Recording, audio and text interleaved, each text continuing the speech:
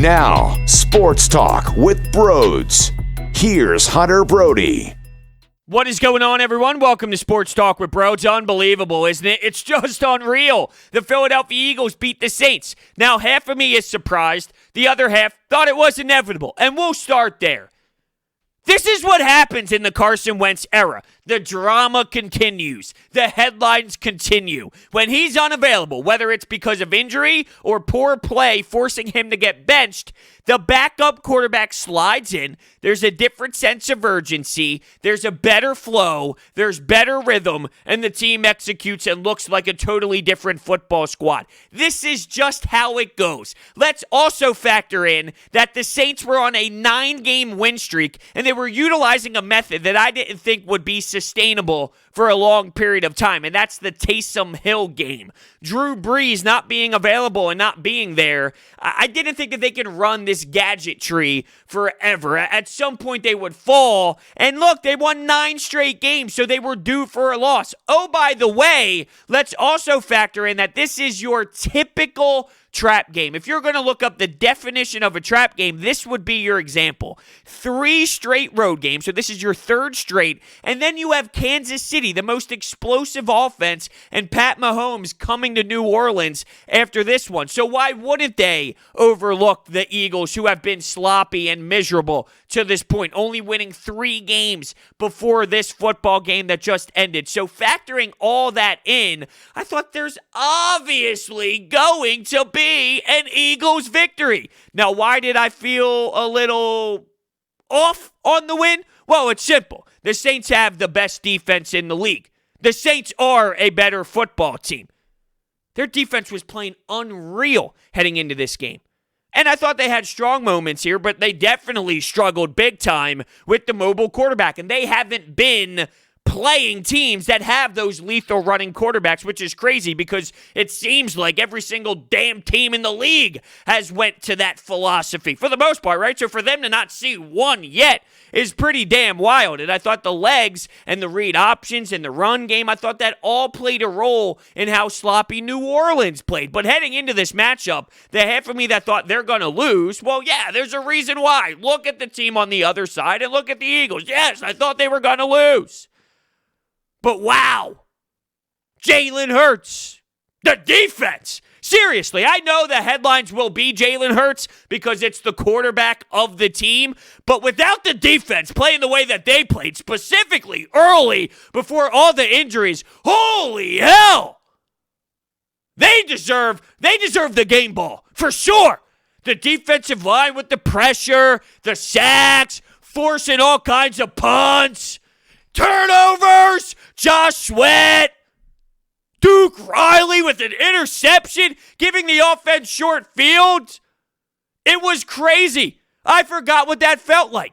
I thought the defense really was the major reason why they won, and then getting competent quarterback play was definitely riding at the top of the list as well. Let's dive into it, shall we? First, we are broadcasting live from the Manscaped Man Cave. Get 20% off and free shipping with the code BROD at manscaped.com. Let's start with Jalen Hurts, even though I just stated the defense was special. You got to start with Jalen Hurts. And in the passing game, it didn't pop too much. You want to talk about poor completion percentage with Carson Wentz. Well, the completion percentage definitely didn't pop in the passing game with 17 of 30. He did have 167 yards and a touchdown. He did have moments, though, that impressed, without a doubt. And I thought the game plan early was get the ball out quick, get the ball out quick, get the ball out quick, which allowed him to get into rhythm. They did get a little lucky on that one touchdown drive where Zach Ertz set a pick, and that allowed Jalen Reagor to be wide the hell open. That was about a 39-yard gain.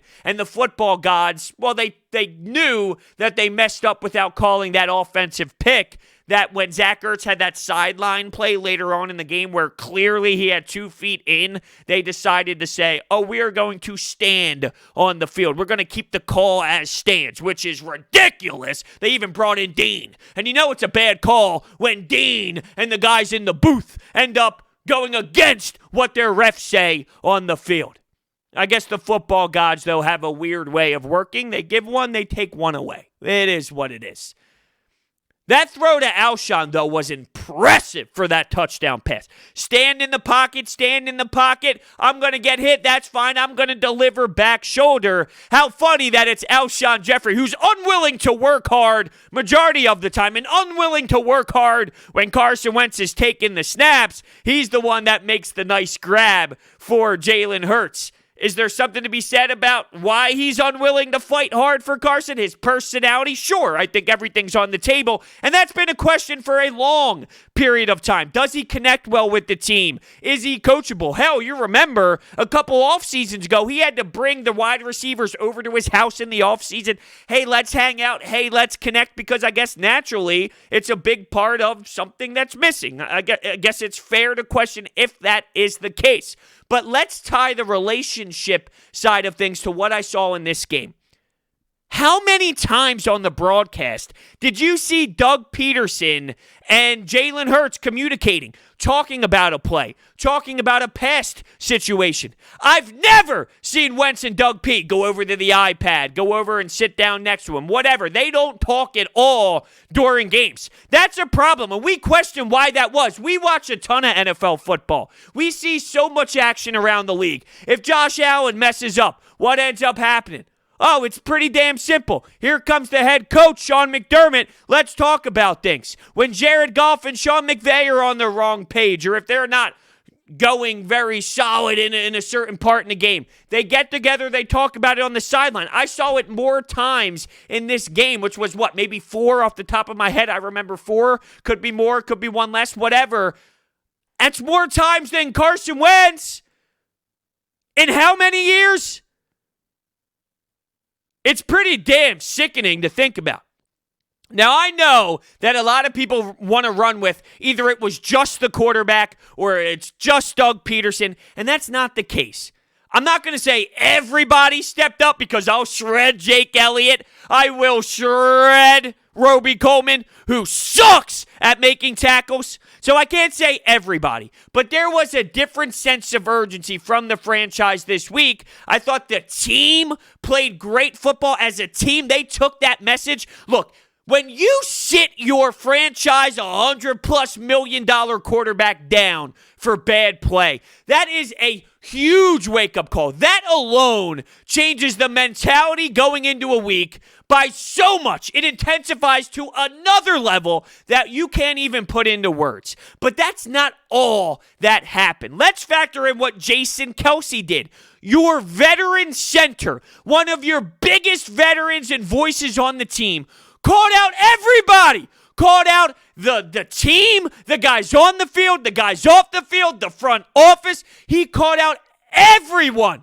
Now add that to benching your quarterback, and now it even grows to a bigger sense of urgency. So the team coming out ready to rock and roll while the Saints looked flat, I think there's a reason why that was. And this isn't just a, hey, Carson Wentz is the big issue, or, hey, Doug Pederson, look, he showed that he doesn't suck. He shows it's not his offense. I knew what Doug Pederson was calling wasn't him. I've seen him coach better. I thought, knowing what happened this week and all the drama surrounding what was going to happen this Sunday against the Saints, I thought that forced and pushed the head coach into calling a better game, into having a better game plan. Think about Jalen Hurts early, quick, get him in, get him involved. Also, Doug Pederson knows that you can run a different offense with Jalen Hurts. The read option stuff absolutely played a factor. Jalen Hurts had a nice solid run, which then led into what Miles Sanders did with an 82-yard touchdown, taking it to the house. And can't you see, by the way, Doug, that you got to give this guy more carries? Even if he has 7 carries for 14 yards. It's about that one explosive home run hit. That's what he can do. That's how much he is an X factor. So if you saw it here, please remember that. Put it in the back of your brain so the next time maybe he struggles for 7, 8, 9 carries, don't stop plugging away, because eventually it only takes one damn play for him to break through, hit the second level, and boom, good luck catching him, because you won't, because that's a touchdown, because he has that lethal speed. It doesn't matter about what he did previously. It takes bang, bang, one jump cut, one hole made, and one great lane to the end zone. And that's what it is for Miles Sanders. So please recognize that. But Doug Pederson, knowing what Jalen Hurts can do with his legs, designed runs, being able to snap the ball right to him, boom, explosive, take the hole, take the gap, get the first down. He caught a better game, and he used that to his advantage. Yes, it is so frustrating that he would not coach to Carson Wentz's strengths, and he is now adapting to what Jalen Hurts does well, but I'm not going to... Sitting here, I'm not going to scream and be all frustrated about it. I know Doug Pederson is a better coach than what he showed. A good coach would adapt to his quarterback, and that's what he did in this game. I hate how the headlines are going to be what they are, and it's, only Carson Wentz, only Jalen Hurts, or Doug Pederson showed this. Both can be true. Both can be true that Doug Pederson put together something that made a lot of sense for Jalen Hurts, and he wasn't doing that for Carson Wentz, and it's also possible that Jalen Hurts is playing way better, significantly better than Carson Wentz. So when you tie both of those together and the offensive line plays stellar and there's more added to the mix, yes, you will have a better product. When the Eagles were struggling, it wasn't just the quarterback. Everyone was playing bad. Well, when everyone does do their job at a higher level, the product looks better. But wow, talk about what they did in the run game. Miles Sanders, 14 carries, 115 yards, 2 touchdowns.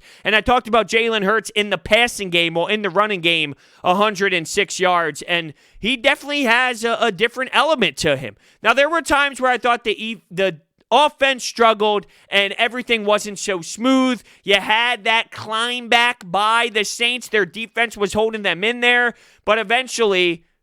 4th and 2, was it? Josh Sweat, bang, swats it out of Taysom Hill's hands, and boom. Although, let's talk about the end real quick. Wow, did it get close. It got way closer than it needed to be, and if you ask me, is it possible that the Saints ended up getting that football at the bottom of that onside kick and hit the leg of the Eagles, and boom, it was sitting right there? I don't know how the Eagles jumped onto it. They got so lucky, and Hurts did have that costly fumble there. He's going to have to recognize, I got to hold that ball tighter, because in this league, these punches are heavier, and these defenders are naturally grabbing for that ball with a different type of oomph, and you're going to get that ball punched out of there at times.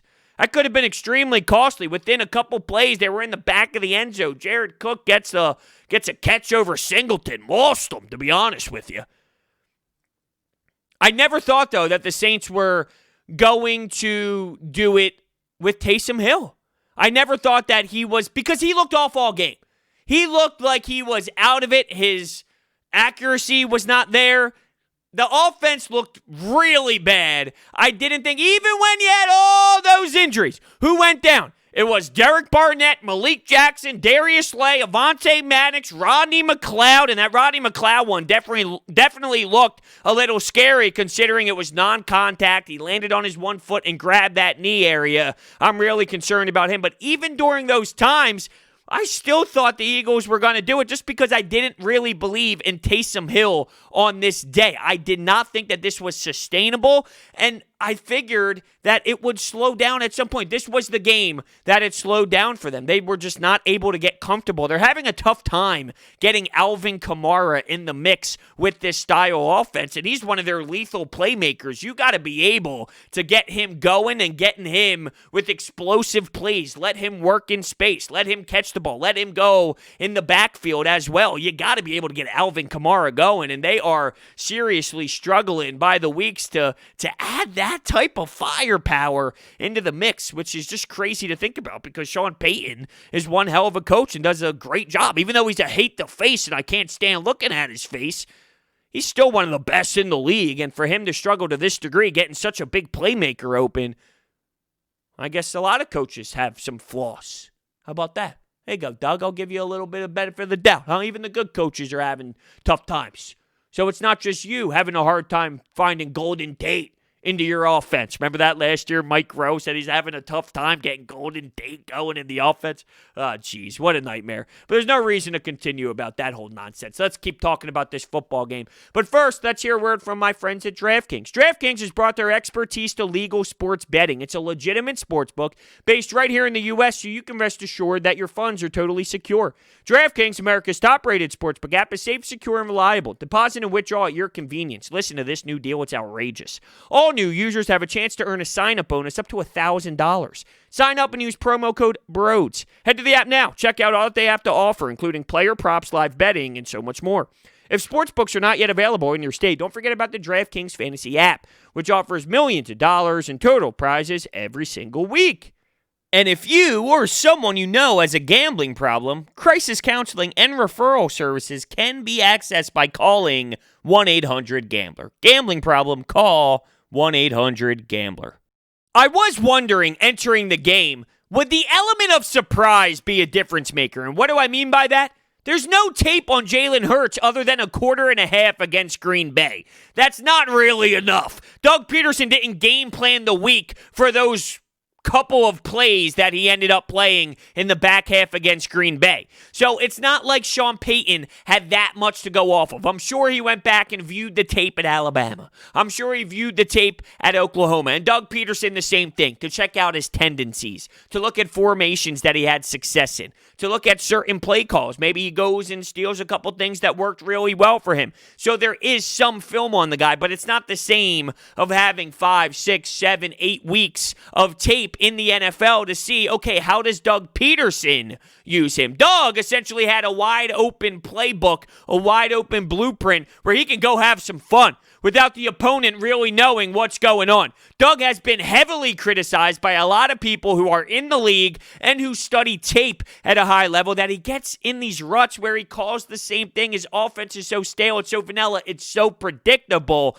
Here, you could be a little different. Pre-snap movement. Ray Didinger on Eagles post-game live was almost stunned by how much pre-snap movement there was because you haven't seen that to this degree this season. Now, why is it taking Doug Pederson so long to do something like this? I really wish I had the answers. I wish I could get into the brain of Doug Pederson, although I would imagine there's a lot of space. I could see, the standard monkey hitting the instruments back and forth in someone's brain when they can't really process much or if they're not very smart individuals. That's what I think happens in Doug Pederson's brain, but I digress. The element of surprise, I do think, played a role. You saw at times the defense was a little questionable, and they were going, where do I do? What gap do I hit? The linebacker hitting the wrong hole because, you don't know what Doug Pederson can draw up. I'm sure Malcolm Jenkins is pissed off, though. Miles Sanders before the game mentioned how he likes his matchup one-on-one with Malcolm Jenkins. Well, there was a moment in that game early on where that opportunity happened, and Malcolm Jenkins definitely won the battle, although I can't sit here and say Malcolm Jenkins sure got him when they lost the football game. But I just thought that was really interesting. And yeah, when you look at the fact that, a lot of these teams, you can look at Lamar Jackson and look at him over the years and constantly see what John Harbaugh is doing and how he adds to the game plan, what he does differently from week to week to get Lamar Jackson in certain areas, formations, things of that nature.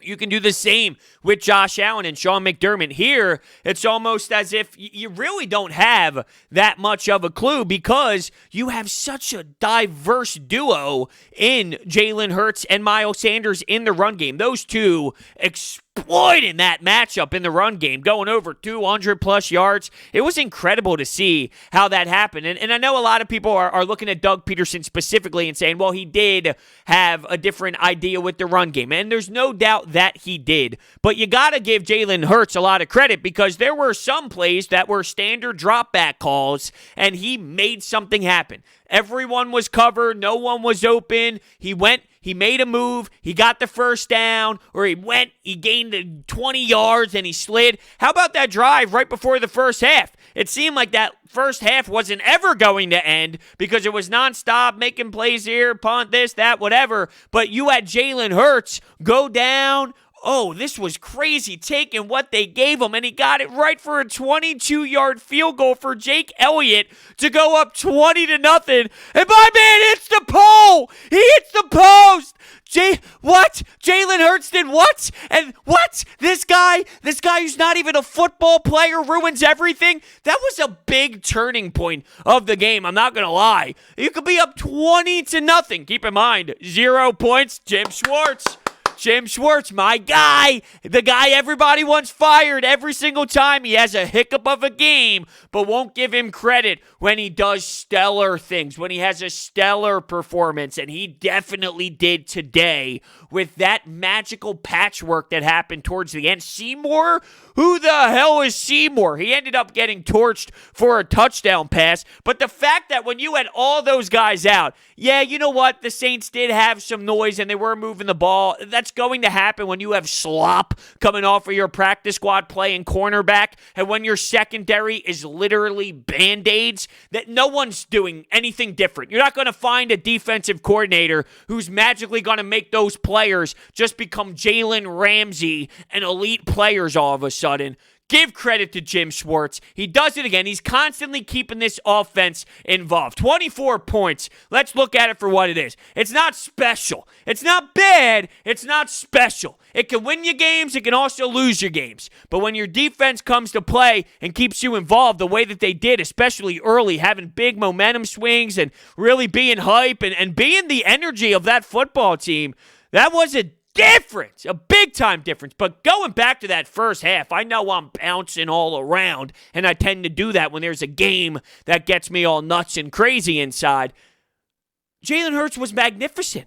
And for a little kicky boy to be a bitch and to hit the post, it's upsetting. It really is. And let's go to Howie Roseman. Ding, ding, ding, Howie Roseman. Ding, ding, ding, you're on the clock, bud.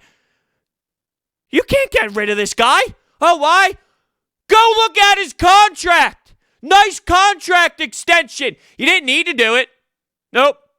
So now you're in a dilemma where your GM, Howie Roseman, and I know the kicker, right? It sounds silly, but it's reality. He screwed that contract up as well. Talk about this big dilemma with the salary cap, and I know Howie Roseman's probably one of the smarter ones to get you out of it. He also put you in this mess as well. You have a problem paying two people earlier than they needed to, and now you're questioning what can we possibly do. Both of their plays have dipped insanely. Carson Wentz and Jake Elliott. You just paid them some money.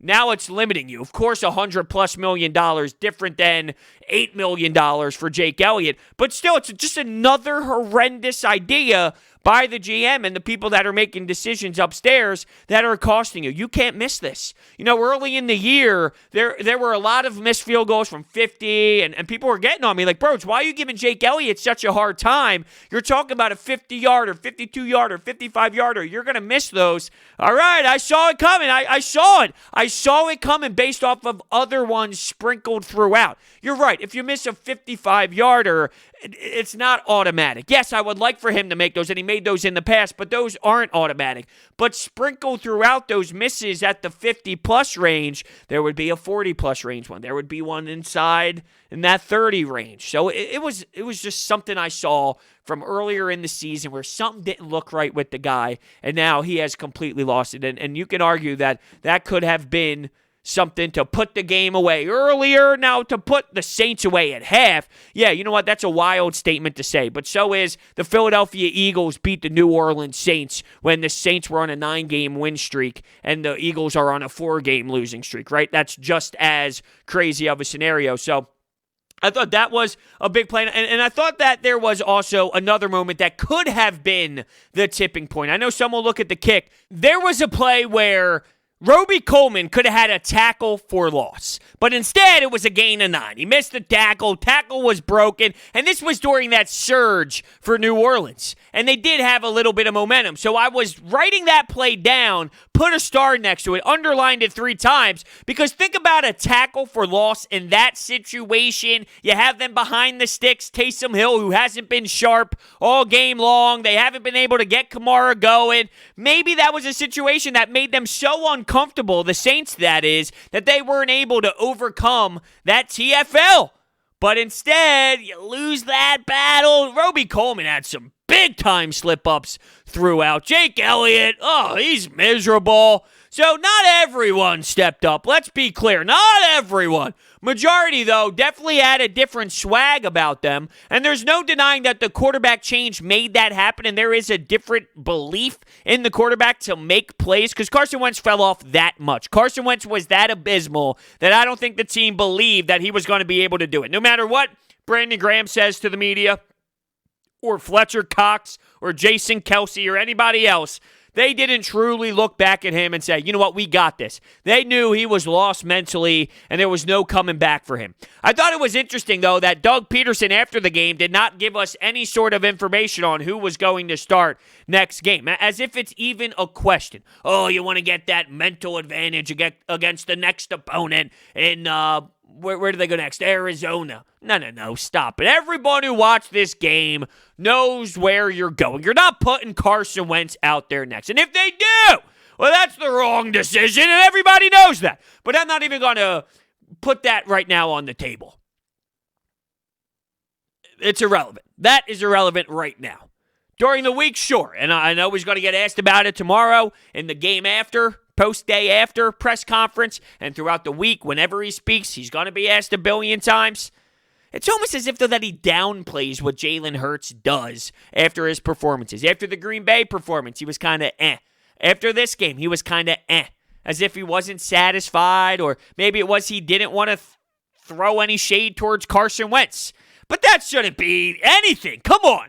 You can't dictate your answers based off of your starting quarterback who's now benched and your backup coming in and playing a smarter football game. You should not be giving any sort of sympathy towards Carson Wentz if you're the head coach. Your quarterback in Jalen Hurts just put together a very impressive game. He used his legs like no other. When he had a play to make with his legs, bang, he took it, and it was something that moved the chains constantly for this offense. You know, a lot of people are going, oh, well, look, Doug's offense, this and that. Oh, everyone told me these weapons can't get open. Yeah, they do struggle at times, but guess what? Jalen Hurts confidently is escaping the pocket. He's reading the holes, and he's getting where he needs to be.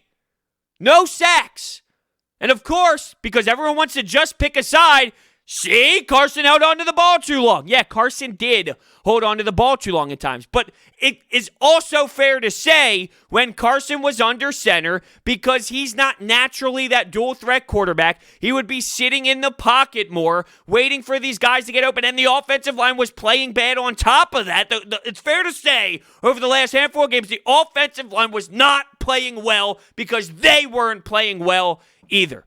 Did Jalen Hurts help the fact that there were 0 sacks? Was he a part of why there were 0 sacks? Sure. He read it. He read the field. When things weren't going smooth, when the play wasn't there, he found a way to move from side to side, move away from the pocket, and take yardage and take some chunk plays. Yes. Everyone stepped up, though. Not everyone. I can't keep saying that because,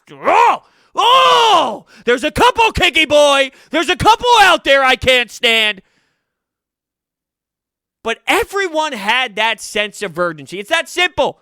I thought I'm saying everyone, but you know what I mean. Everyone had that juice behind them. Everyone felt the powerful message from everyone in the NovaCare complex. The message from Doug Pederson. And this was big for Doug. It was.